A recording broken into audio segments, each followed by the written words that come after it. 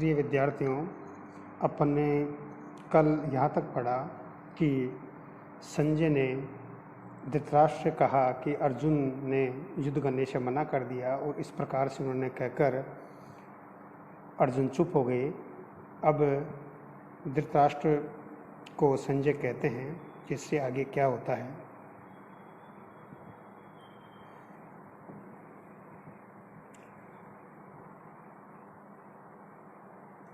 तमुवाच ऋषिकेश प्रहसन्निव भारत सेनयोरुभयोर्मध्ये विषिदन्तमिदं वच। अब इसका अपन अन्वय देखते हैं। भारत ऋषिकेश उभयोः सेनयोर मध्ये तम विषिदन्तं प्रहसन इव इदं वच उवाच। तम उस अर्जुन को उवाच कहा ऋषिकेश श्री कृष्ण ने प्रहसन एवं हंसते हुए भारत हे भरतवंशी धृतराष्ट्र सेनयों उभयों दोनों सेनाओं के मध्य विषिदंतम विषाद युक्त अर्जुन को इदम यह वचन क्या कहा कि हे राजन धृतराष्ट्र ऋषिकेश श्री कृष्ण ने दोनों सेनाओं के बीच में उस विषाद युक्त अर्जुन को हंसते हुए कहा। क्या कहा? ऐशोच्यानन्वशोच्यास्त्वं प्रज्ञावादांश्च भाषसे गतासूनश्च नानुशोचन्ति पंडिता। भगवान ने कहा ऐशोच्यान त्वम अन्वशोचः च प्रज्ञावादान भाषसे गतासून च अगतासून पंडिता न अनुशोचन्ति। ऐशोच्यान जिसका शोक नहीं करना चाहिए, अन्वशोच है उसका शोक करता है, त्वम तू अर्जुन प्रज्ञावादान प्रज्ञावाद की बातें च भाष्य और कहता है गतासून जिनके प्राण चले गए हैं च अगतासून और जिनके प्राण नहीं गए हैं नहीं अनुशोचन्ते शोक करते हैं पंडिता बुद्धिमान लोग। यहाँ पर श्री कृष्ण द्वारा अर्जुन को दिया गया आत्मज्ञान का उपदेश यहाँ से प्रारंभ होता है। इससे पूर्व के श्लोकों में उपक्रम के रूप में दिए गए थे। अब दुखी अर्जुन को विषाद से छुड़ाने के लिए श्री कृष्ण मुस्कुराते हुए कहते हैं हे अर्जुन जिसका शोक नहीं करना चाहिए उसका तो शोक करता है और प्रज्ञावाद की बातें करता है। जिसके प्राण चले गए और जिसके प्राण नहीं गए उनके लिए पंडित जन शोक नहीं करते। अर्जुन ने अज्ञान और ज्ञान दोनों का एक साथ प्रदर्शन किया। यहाँ मोहित मनुष्य का स्वरूप है। शोक का जन्म मोह से होता है। अज्ञान से पोषित होकर शोक मनुष्य को स्वधर्म से दूर कर देता है। शोक अशांति निराशा आत्मग्लानि से मानसिक विकृतियां दुर्लभ हो जाती हैं तथा मनुष्य स्वधर्म को छोड़कर विधर्म अथवा कुधर्म का आचरण करने लगता है। स्वधर्म का पालन करने की इच्छा होते हुए भी दुखी जीव स्वधर्म को नहीं जान पाता, व्यर्थ के आडंबरों में फंस जाता है। जो नहीं करना चाहिए वह करता है और जिसकी चिंता में नहीं पड़ना चाहिए उसमें पड़ जाता है। जीव की स्थिति को देखकर ही कृष्ण ने कहा कि जिसका शोक नहीं करना चाहिए उसका शोक तू कर रहा है। अब इससे आगे भगवान श्री कृष्ण कहते हैं अर्जुन से न त्वेवाहं जातुनासं न त्वं ने मे जनाधिपा न चेन्नं न भविष्यामि सर्वे वै मतः परम्। अब देखो इसका अन्वय है न तु एव अहम जातु न आसम त्वं न इमे जनाधिपा भविष्यामि सर्वे वयम अतः परम। न तु एव न तो ऐसा ही अहम मैं जातु किसी काल में न आसम नहीं था त्वम तू न इमे न ये जनाधिपा राजा लोग भविष्य में सर्वे वयम हम सब रहेंगे अतः परम, इससे आगे क्या। अरे अर्जुन, भगवान श्री कृष्ण अर्जुन से कहते हैं, अरे अर्जुन, न तो ऐसा ही है कि मैं किसी काल में नहीं था, तू नहीं था, ये राजा लोग नहीं थे, और न ऐसा ही है कि इससे आगे हम सब नहीं रहेंगे। इसमें बताया गया है कि आत्मा नित्य है और देह नश्वर है। अनित्य वस्तुओं में आसक्त रहना अज्ञान है। अज्ञान में पड़ा हुआ जीव ममता में बन जाता है। ममता से शोक, चिंता और संपूर्ण व्याधियां जन्म लेती हैं। नित्यत्व को जानने वाला सदा सुखी रहता है।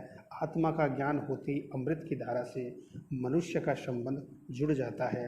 भूत, भविष्य और वर्तमान किसी भी काल में आत्मा का क्षय नहीं होता। आत्मा किसी न किसी रूप में रहती है, रही है, रहती है और आगे भी रहेगी। इसी सत्य को उदाहरण देकर समझाने के लिए श्री कृष्ण ने कहा कि मैं, तू और ये सब राजा पहले भी थे, अब भी हैं और शरीर का नाश होने के पश्चात बाद भी रहेंगे। क्योंकि आज शरीर में उत्पत्ति और विनाश के दोष लगे रहते हैं, आत्मा इन दोषों से मुक्त है। शरीर का जो साकार भाग है उसे मृत्यु देखती है और एक न एक दिन खा जाती है, परंतु निराकार भाग है उस पर कभी मृत्यु की छाया नहीं पड़ती। आत्मा नित्य रहती है। आगे फिर भगवान श्री कृष्ण कहते हैं, देहिनोऽस्मिन् यथा देहे कौमारं यौवनं जरा तथा देहांतर प्राप्ति धीरस्तत्र न मुह्यति। देहिने अस्मिन् देहे यथा कौमारं यौवनं जरा तथा देहांतर प्राप्ति तत्र धीरे न मुह्यति। देहिने जीवात्मा की, अस्मिन इस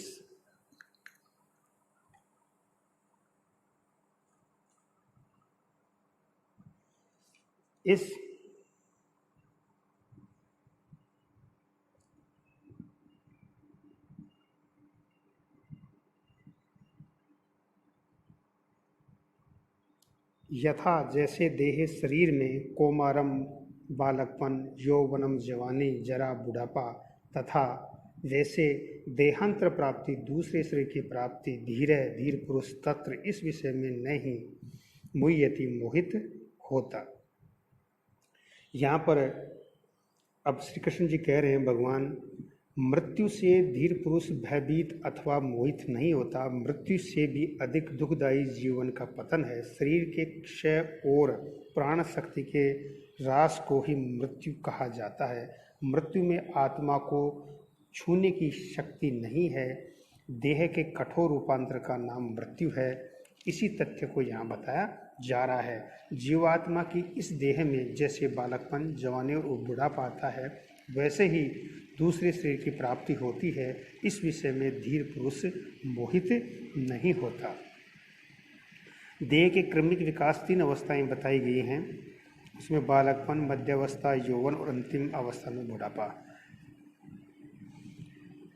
जिस प्रकार बालकपन के पश्चात निश्चय पूर्वक यौवन आता है और यौवन के पश्चात बुढ़ापा, उसी प्रकार इस जीवन के पश्चात दूसरा जीवन मिलता है। मृत्यु केवल रूपांतर है। आत्मा जैसे शरीर की तीनों अवस्थाओं में एक रस रहती है, जैसे ही मृत्यु के पश्चात ही उसमें कोई विकार नहीं आता। मनुष्य केवल देह का नाम ही है, वरन देह और आत्मा का योग है। आत्मा को जानने वाले देह का शोक नहीं करते, क्योंकि देह नश्वर होती है।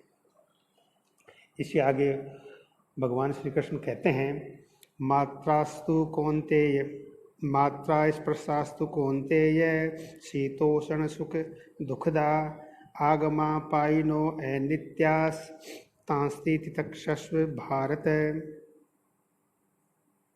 मात्रा स्पर्शा कौन्तेय, कौन्तेय शीतोष्ण सुख दुखदा, मात्रा स्पर्शा तु आगम पायिनी अनित्या भारत तान तितिक्षस्व। मात्रा स्पर्शा इंद्रिय और विषयों के संयोग। कौन्तेय, हे कुंती पुत्र, शीतोष्ण सुख दुखदा, सर्दी गर्मी और सुख दुख देने वाले, आगमा पायिनः, आने जाने वाले, अनित्य सदा न रहने वाले तान उनको तितिक्षस्व सहन करो।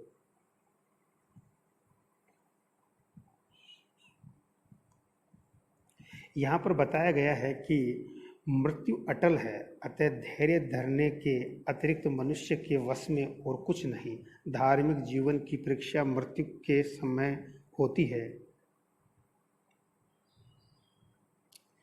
मृत्यु के समय होती है। जीवन की सफलता और धर्म का प्रमाण पत्र धैर्य है। धीरज धरने का अभ्यास एक दो दिन में ही नहीं हो जाता। सुख और दुख में सदा एक रस रहते रहते जब अभ्यास पक जाता है तब धैर्य की अटूट संपत्ति हाथ लगती है। हे कुंती पुत्र, अर्जुन कहते हैं, हे कुंती पुत्र, सर्दी गर्मी और सुख दुख को देने वाली इंद्रियां और विषयों के संयोग तो क्षणभंगुर तथा अनित्य हैं। इसलिए हे भारत, उनको तो सहन कर। जगत में न कोई सदा सुखी रहता है और न ही कोई दुखी रहता है। सुख और दुख धूप और छाया के समय समान आते जाते रहते हैं। सुख का दिन डरकर दुख की रात आती है और दुख की रात्रि के पश्चात सुख का दिन निकलता है। सुख दुख, लाभ हानि, प्रकाश अंधेरा और जन्म मरण के टुकड़ों से संसार का चक्र जुड़ा हुआ है। इस चक्र में चलने वाले को कभी सुख का स्पर्श होता है तो कभी दुख का। सफलतापूर्वक जीवन यात्रा करने का एकमात्र साधन तितिक्षा है। सुख और दुख को सहना उन्नतिशील नर नारियों का प्रथम धर्म है। सुख और दुख की उत्पत्ति मात्रा के स्पर्श से होती है। इसलिए इनको सबको छोड़कर तितिक्षा का अर्थ होता है सहन करना। इनको सहन करने की क्षमता रख। इससे आगे फिर कहते हैं, यम ही न व्यथयन्ते ते पुरुषं पुरुषस्सर्ववै सम दुख सुखम धीरम सो अमृतत्वाय कल्पते। ही पुरुषस्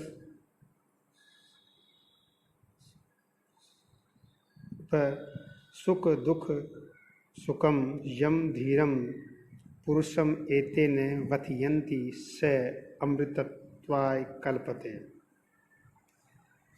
यहाँ पर कहते हैं यम जिस ही, क्योंकि व्यथयन्ति व्याकुल करते हैं, एते ये इंद्रियों विषयों के सुयोग से पुरुष को, हे पुरुष श्रेष्ठ, पुरुष सर्व सम दुख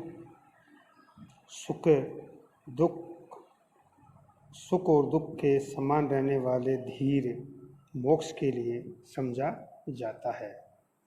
क्योंकि हे पुरुष श्रेष्ठ, सुख दुख को समान समझने वाले जिस पुरुष को ये इंद्रियों के विषय व्याकुल नहीं करते वह मोक्ष पाने के योग्य हो जाता है।